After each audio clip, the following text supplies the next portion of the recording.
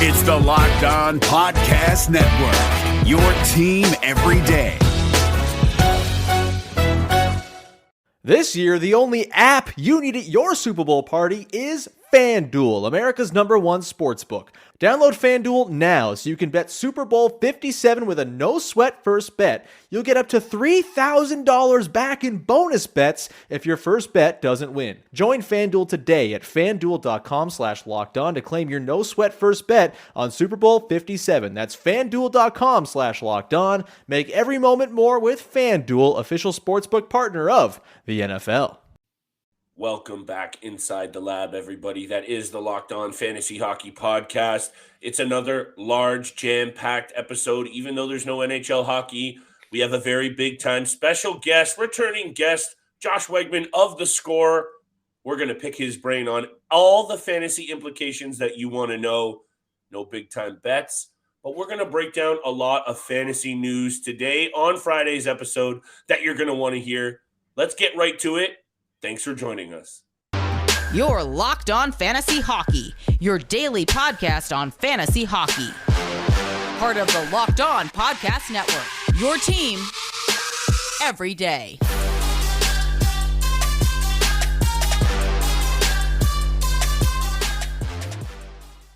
What is going on, everybody? Happy Friday, and welcome back to your source for fantasy hockey news, the Locked On Fantasy Hockey Podcast. I am always privileged and fired up to be joined by my esteemed co-host, Mr. Steele Roden.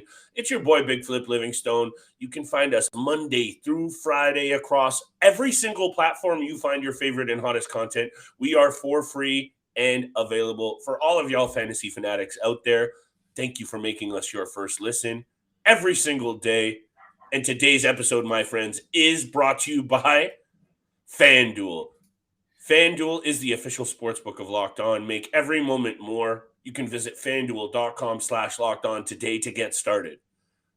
Steele, you know I love that it goes from the ad read to get started into let's get started. That's a little bit too easy for me.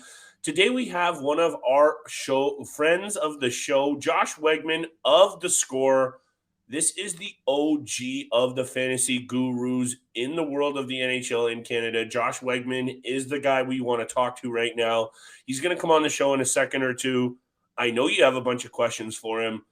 Mark Stone, we're going to ask him about. We're going to ask him about big-time disappointments, some trades. I know you want to break down this Timo Meier information with Josh. I'm hyped up for this episode, Steele, and I know you are too. Yeah, obviously with the big trade that already happened with the Vancouver Canucks and New York Islanders, we're all in the trade deadline atmosphere right now. We got a month to go till the deadline at March 3rd or March 4th, I believe.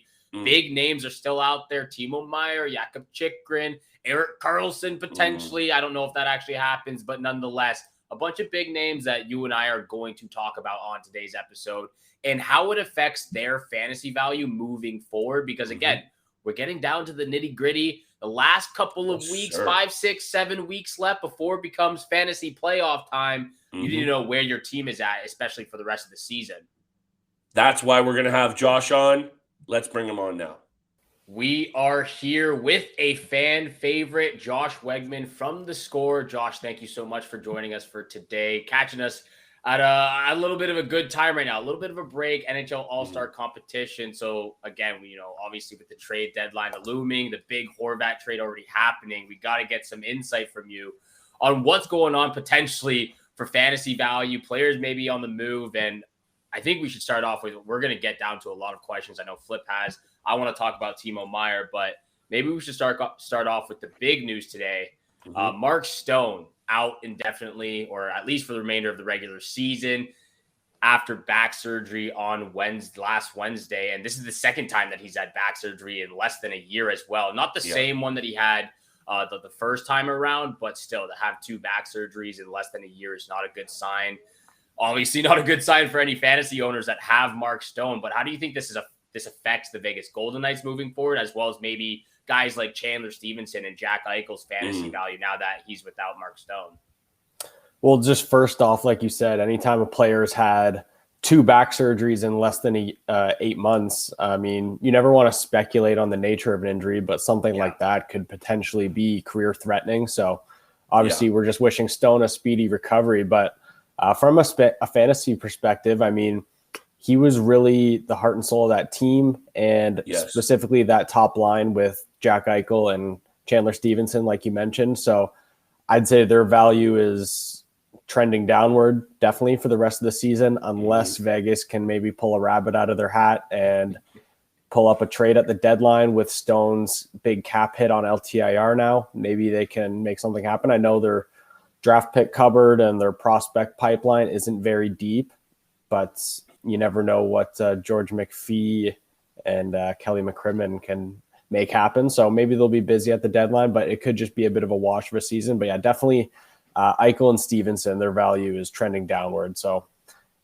if you can move them, worth a shot, but obviously don't sell them for pennies on the dollar. Chandler Stevenson was actually one of the sell high candidates that I had coming into last week, given that he has been so useful and so effective over the last season and a season and a half. And I'm with you here, Josh. I don't see it for the Golden Knights overall as well. Even just looking at the shakeup of this of the standings in the Western Conference, Edmonton, to me, is going to take that third spot. They're only 2 points back now. Calgary's lurking in the wings.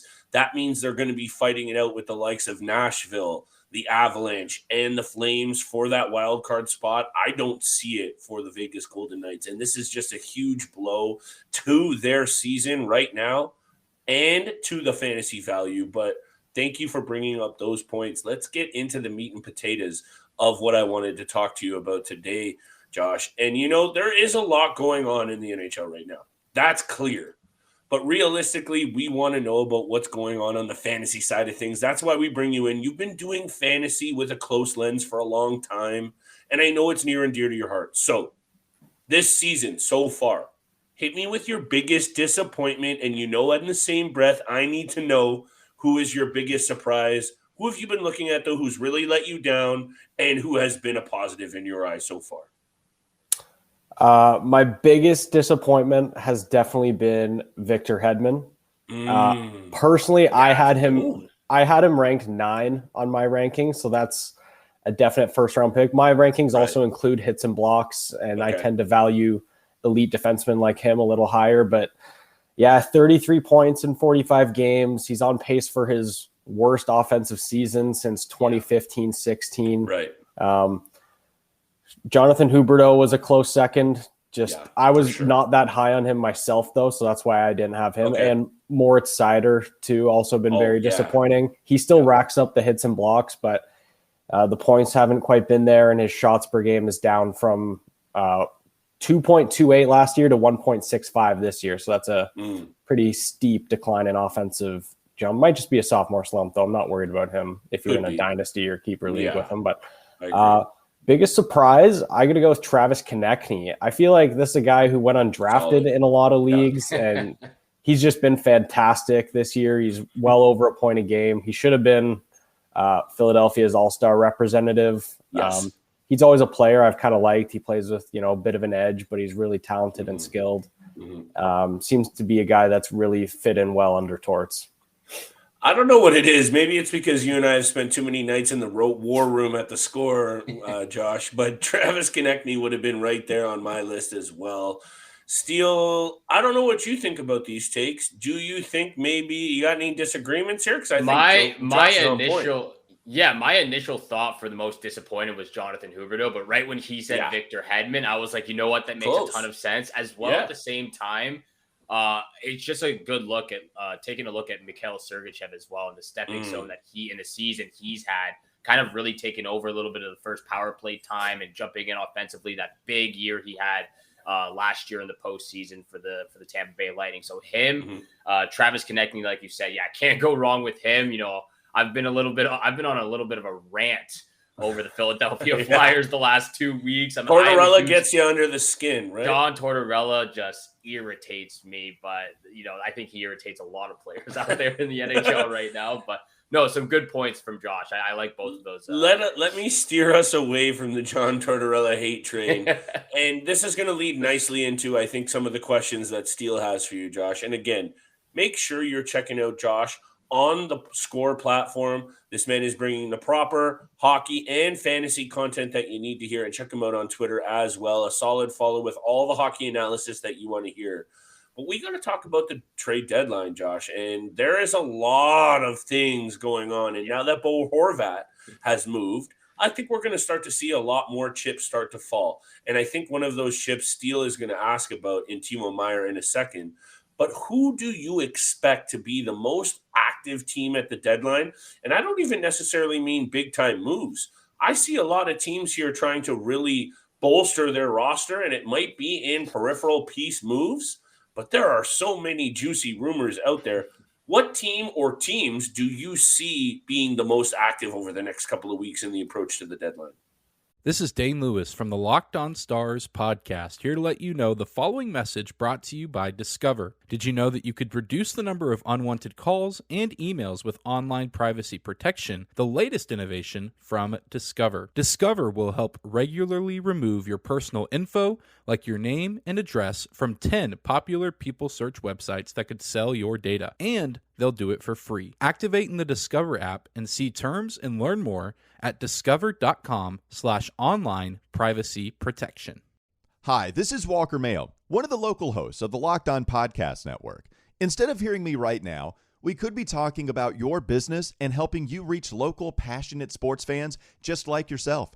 Unlike any other podcast, Locked On gives your local company the unique ability to reach local podcast listeners. If your business wants to connect with local sports fans that are well-educated with disposable income, then let's put your company right here on this Locked On podcast. Local fans love to support local businesses. Text the word advertising to 33777 or visit lockedonpodcast.com/advertising and let us know who you are. Our team will assist you to achieve advertising success with Locked On. Once again, text the word advertising to 33777 or visit lockedonpodcast.com/advertising. We look forward to hearing from you. I've really got my eye on the LA Kings. I just think when you think back to when Rob Blake took over for Dean Lombardi as GM, and he was inheriting a bit of a mess of a roster. You know, they were really over the hill, but his goal was get all these young players, get all these draft picks and build them up and have them all come up together and have them be effective before Doughty and Kopitar start sliding down the back nine of their careers. And Doughty and Kopitar, to me, are still playing at a really high level.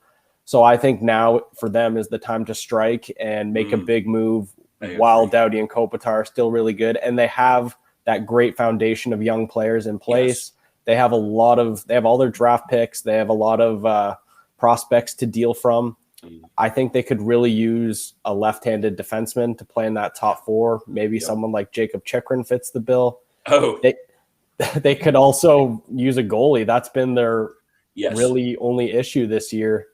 Quick struggled. Obviously, Cal Peterson struggled as well and got sent down. And Phoenix Copley gave them a good little run there. But this is a guy who's just been a journeyman his whole career. So goalies are never easy to come by at the trade deadline. But if they could get one, that could be huge for them. Especially, to me, the West is just so wide open. So this would be the year if I were LA to really go all in. And I think Rob Blake is that aggressive GM who really is right there. He's got all the pieces too. So why not get in the mix? And I think a guy like Thatcher Demko, I keep hearing some Thatcher Demko to LA connections. And it's not just me. Like, I think these are coming from Pagnotta, Friedman, and some of the big names out there in the NHL news realm. Demko is from San Diego too, so that would be really cool for him to end up in California. I am so on point with you, Josh. I think the LA Kings have all the pieces and all the reason, mostly, to make a move and really augment this roster already loaded with talent. Steele, where's your next question for Josh? Well, to what Josh just said, I think that makes a ton of sense as well, because you and I just talked a lot to the Locked On Sens boys as well, and they were saying Pierre Dorian was scouting a couple of those LA King games.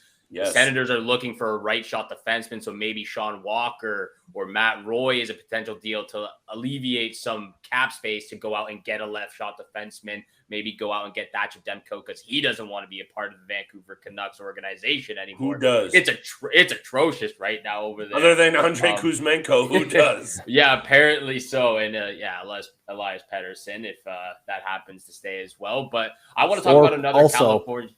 Just to jump in there, potentially, if LA and Ottawa, if something is brewing there, Cam Talbot to LA would also make sense. He's a pending UFA this year. He's been pretty solid, good veteran goalie. So that would be a big upgrade for the Kings between the pipes. But sorry, go ahead. No, please, Josh. Hey, Ben, that's why we have you on. You want to interject with us? Our listeners are used to us blabbing off all the time. That's why we have you on, my man. Go ahead, Steele.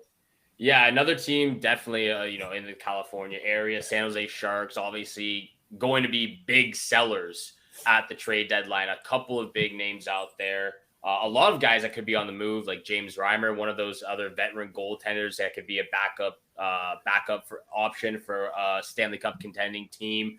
Erik Karlsson, I don't think he gets moved because of the contract, obviously. Kevin Labanc has been a name tossed around where he can be moved. Two names that really stick out to me, and I definitely want your opinion on both these guys. Logan Couture being one of them. Flip noses. I love Logan Couture in fantasy leagues. He is an absolute sleeper, under 50% rostered. Solid production all around, even with the peripheral stats. But obviously the big name being Timo Meier, and 26 years old, $6 million cap right now on his last year. The rumors between Timo Meier and the teams that are like after him the most right now, one being the New Jersey Devils and another being the Toronto Maple Leafs. Do you think if Timo Meier were to be dealt to either the Devils or Leafs, they become legitimate Stanley Cup threats right away? Like, we know the Devils will be in the playoffs, no question, but I don't think they're going to get far. But if they are able to land Timo Meier, do you think they're able to make a little bit of a deeper run or potentially even get to the Stanley Cup Finals? Or do you already think they're built for a cup run? I'm talking about the Leafs in general.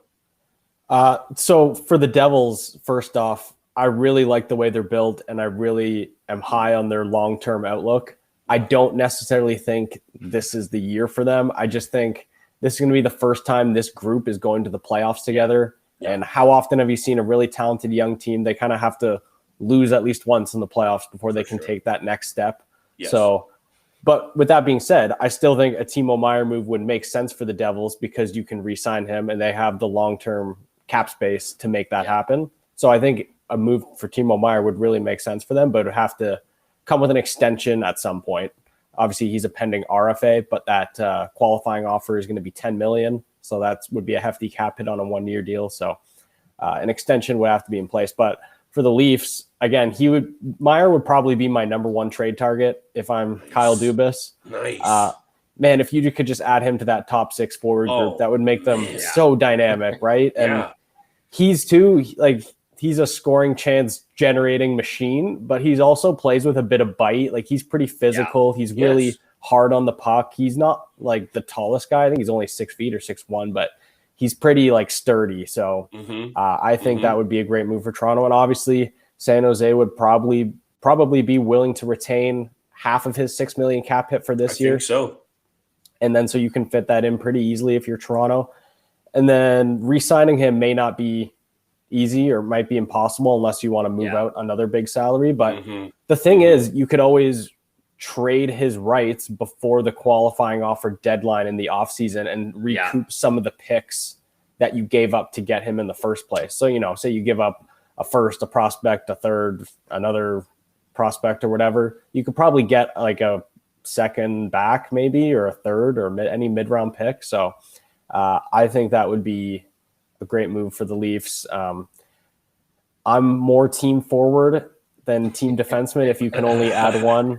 How many years do the Leafs have to do that, though? They got to I know. Blue line. Hey, and the thing about what you're saying, Josh, is I think that what really might be the takeaway here is if you add Timo Meier into the mix in Toronto, and not to get too Toronto focused right now, and they actually go on a nice little playoff run, then some of the value of those peripheral pieces, if they do play well, are also up there. You have options, in my opinion, if you bring in Meier and they actually produce.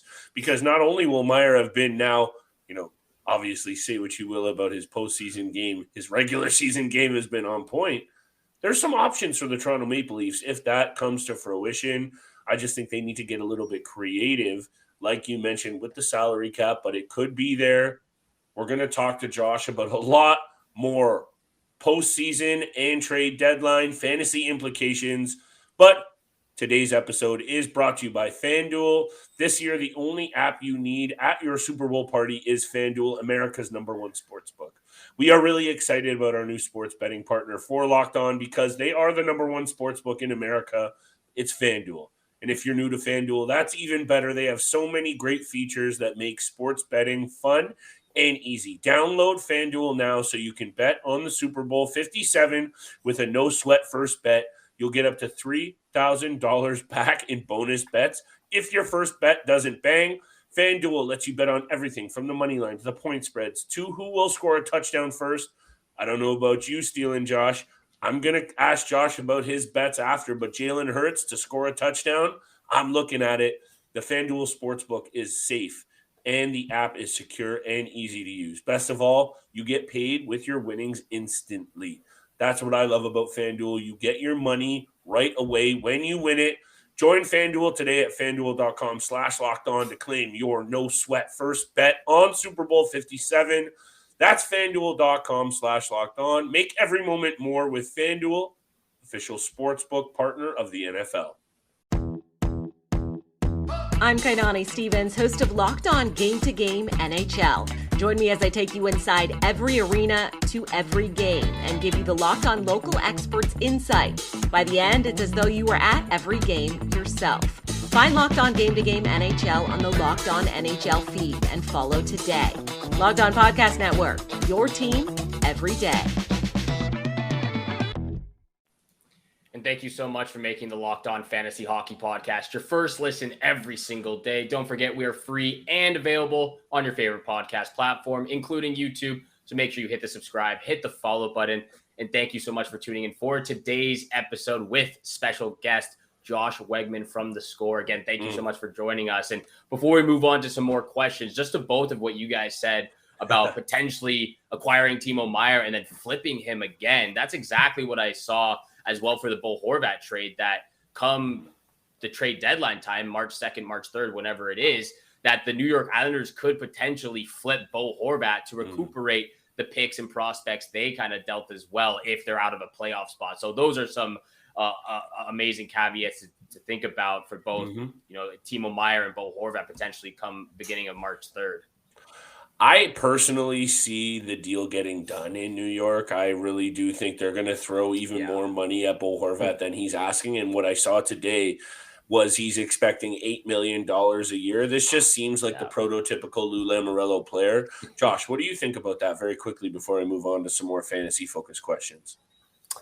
Yeah, that trade kind of came out of left field, didn't it? It did. I don't know if I didn't think the Islanders would be making a home run swing like that, but I mean, honestly, knowing Lou Lamoriello, he probably has Horvat agreed to like an 8-year extension. Yes. That won't get announced until the end of the offseason. Hey, he moves in silence, man. He's like this old school ninja who has no hair. Literally. Yeah. So. But I mean, from a fantasy perspective, I'm not huge on Horvat ending up with the Isles. If you're a Horvat owner, I think you're hoping he gets moved again, but I hear you, man. Hey, this is just one of those things that I think on ice, translation to winning for the Islanders, I like what this does for their team, but it just puts a guy who is already under a lot of pressure in Vancouver to carry the load again on a team that's, in my opinion, less offensively gifted. But does that mean the success won't come? Does that mean he won't have chemistry there? We're going to find out. We're also going to find out about the rest of the questions that Steele and I have for Josh. Look, you've been grinding in the fantasy realms. You're working at theScore. You've been putting out the fantasy content for the masses for the last number of years, Josh. So I have to ask you about, we're mentioning the trade deadline. Is there a player who you think might get moved at the deadline where a shift to a new team, a shift to a new scenery really brings some fantasy value to them? We've talked about Chychrun, we've talked about Horvat, we've talked about some pieces. Is there a player out there who you think is going to get moved, who you really like the opportunity on a new team for their fantasy value to go up? I know that's a bit of an intriguing question, but to me, as a fantasy guy, that's where I'm trying to target, because that's where you can really make some advantageous moves. To me, Patrick Kane is that guy. I know, Yes. I know there's been some like rumors out there. Oh, maybe Kane and Taves don't want to get traded, but like I don't buy that at They're all. out of there. Yeah, I don't buy that at all. And I think once Kane gets dealt, obviously it will be to a good team. It's going to be he's going to be surrounded by better line mates than he currently is in Chicago. That's a full-on guarantee. In Chicago, he's the only guy you really have to focus on. And if he's playing, say, on more of a sheltered, offensively minded second line, I could see him absolutely going off. I refuse to believe he's done. No. He has a career worst 6% shooting percentage this year. So there's some poor luck he's having. He's playing with what, Andreas Athanasiou? Like, let's get real here. Yeah. I really think, say he goes, I don't know, Rangers or Leafs, that's exactly. or I'm hoping for that. Kings, Leafs. anywhere. If he goes to the Leafs, I'm getting a jersey in every colorway just because it's 88 he rocks, right? What number is he rocking? 88. So I don't know what would happen if he went to Toronto, because Willie wears 88, right? Gosh, I got to get that 88 on the back. That would be huge. But actually, I totally agree with you, my friend. Yeah. That would be absolutely huge. So I think wherever he goes, he's just gonna. It's just because Chicago has been so bad the last few years. So he's just become so accustomed to losing those last few seasons. When he finally gets on a good team that has championship aspirations, I think he'll get that spark again, and he'll just really go off. Yes. I love the fact that you say that, because I traded for Patrick Kane in my keeper league a few months back. I believe I sent Roman Josi and a 6th round pick for Patrick Kane and a 2nd round pick, hoping that he gets traded at the deadline to the New York Rangers. So I'm crossing my fingers right now that happens. One of the players that I think about that could really use, his value could skyrocket as well, potentially. Flip and I have talked about this a few times. Brock Besser maybe going back home to Minnesota. I know that from what I've seen, that teams, in order to want Brock Besser, that they will want the Vancouver Canucks to retain a little bit of his salary to make it a little bit more enticing for them. But I think Brock Besser would be one of those players as well to do a little bit better with a fresh start on a new club. Yeah, he definitely seems like he needs a change of scenery. I don't know. Vancouver's just been such a dumpster fire the last couple of years now. Yeah, for him to get out of there, I think it would just really boost his confidence and just give him a clean slate. One other player too, who I think fits the mold. He's more of a deeper league target, but he's hurt right now. But love those. Sean Monahan, he was having a decent little season in Montreal before he got hurt, and I know there's been some rumors tying him to Colorado. Yeah. So if you can imagine he ends up in Colorado, because Colorado doesn't have their 1st round pick this year, I don't think. So they're probably not going to go like all in at the deadline like they maybe did last year, with Manson and I forget who else they got. But if they can go out and just Lehkonen as well, I believe. Lehkonen, that's it. They really didn't replace Kadri as their second line center. No. So I think if Monahan could be a cheaper target, he might be just like a 2nd or 3rd in a prospect. I really don't think he'll be that pricey. So if Monahan could end up there, Avalanche get healthy, maybe because the Avs like to split up McKinnon and Rantanen sometimes. So maybe Monahan's on a line with Rantanen and Lehkonen, something like that. I don't know. I could see him getting really hot down the stretch if he went there. It's obviously a lot would have to go right, but that's one guy I would definitely keep on my watch list. I expect the Colorado Avalanche, whatever the cap situation restricts is one thing, but given how close, in my opinion, they still are to being a legitimate cup threat, I expect them to be active at the deadline, because now they're starting to get healthy. Georgiev, in my opinion, this year has been good enough. If they had Kemper in there last year, I know Kemper had a good season. Francouz was awesome in relief. In my opinion, the Avalanche aren't getting nearly enough respect. And I think some people are forgetting about this is the reigning Stanley Cup champion. So I think they might be in the mix for a number of moves. My last question for you, Josh, before we let you go, again, thank you so much for joining us today. And make sure you check out Josh at the Score app and on Twitter for Josh Wegman. Look, there's just, I got to ask you about any of these young players that you see going on in the fantasy realm, Josh. That's where we, as fantasy guys, try and get a leg up on the competition. Or, you at least tell your buddies, oh, I read this blog, or I know this guy. Are there any young players, prospects, guys who are just starting in the league, or someone who you expect, it might be this season at the end when they get the run out when their team's out, maybe at the start of next season? I need to know. Young fantasy talents that you think aren't getting love, that you see making an impact maybe this season, maybe next season. Who are you looking at? All right, I've got two guys for you. Let's go. One, a lot would have to happen for him to get a shot, basically. But Jesper Wallstedt, the Minnesota Wild goalie prospect, he's been really hot in the AHL lately. His save percentage is up to .912.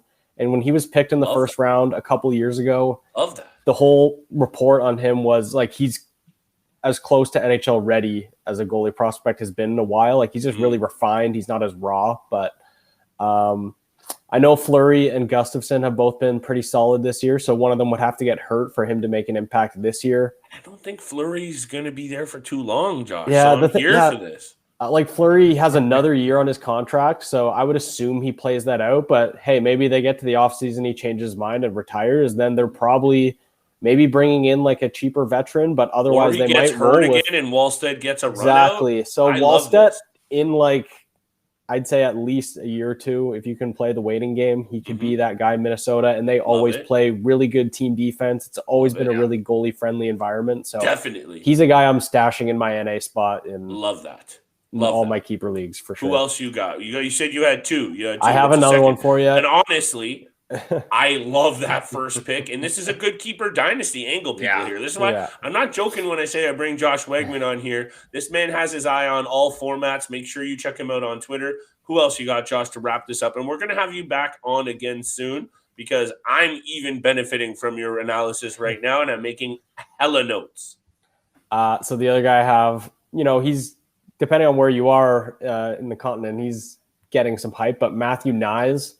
Whoa, down the wire here. Just because. So I'm very confident that he's going to sign his ELC with the Leafs once his college season at Minnesota ends. And if they don't add a Timo Meier or Patrick Kane type of winger, say they add a defenseman and a center maybe instead, I can really see him getting a shot in that top six on the left wing. To me, his game is just really pro ready. Josh. He's 6'3". He'll probably get some, I don't know if you can track hits in college hockey, but he seems like a guy who throws his weight around a lot. His short area game is so good. Like he'll be really good in the cycle. I think he could just really adapt well to playing in the NHL. I know it's a long shot, and again, if he doesn't this year, like say he plays more of like a fourth line role if he joins the Leafs this year, I think next year there's going to be a top 6 spot there for the taking for him. The only problem with him is I don't know about other formats, but in Yahoo, he's not in the system yet because he hasn't signed a contract yet, right? This is extra deep. So once he signs that contract, though, Yahoo will probably make him in their database immediately. So as soon as he signs, I'm going to be refreshing Yahoo constantly until 4 o'clock in the morning, swiping, refreshing. Literally. Yeah, not sleeping after you covered a night full of NHL action. That's how committed you are. Yeah, again, other formats might be different. He might be already in the database and you may already be able to add him, but I know in Yahoo you can't just yet. So, he's a guy I'm really keeping an eye on. As soon as he signs that ELC, I'm going to be trying to add him. Hey, my man, this is the deep analysis that I'm here for, Steele.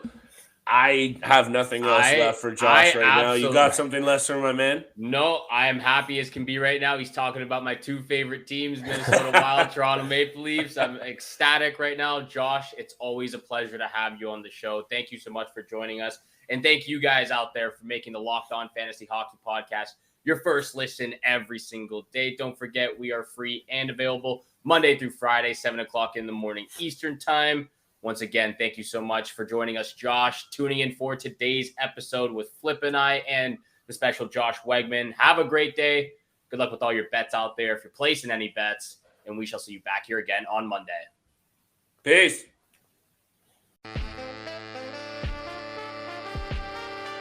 Did you watch every NHL game last night? Of course not. That's impossible. So Locked On brings you Locked On Game to Game NHL. With Locked On Game to Game NHL, we take you inside every arena to every game and give you the Locked On local experts insight. And by the end, it's as though you were at every game. Find Locked On Game to Game NHL on the Locked On NHL feed and follow today. Locked On Game to Game NHL, taking you to every arena for every game with the local experts. Locked On Podcast Network, your team every day. Hi, this is Walker Mayo, one of the local hosts of the Locked On Podcast Network. Instead of hearing me right now, we could be talking about your business and helping you reach local, passionate sports fans just like yourself. Unlike any other podcast, Locked On gives your local company the unique ability to reach local podcast listeners. If your business wants to connect with local sports fans that are well-educated with disposable income, then let's put your company right here on this Locked On podcast. Local fans love to support local businesses. Text the word advertising to 33777 or visit lockedonpodcast.com/advertising and let us know who you are. Our team will assist you to achieve advertising success with Locked On. Once again, text the word advertising to 33777 or visit lockedonpodcast.com/advertising. We look forward to hearing from you.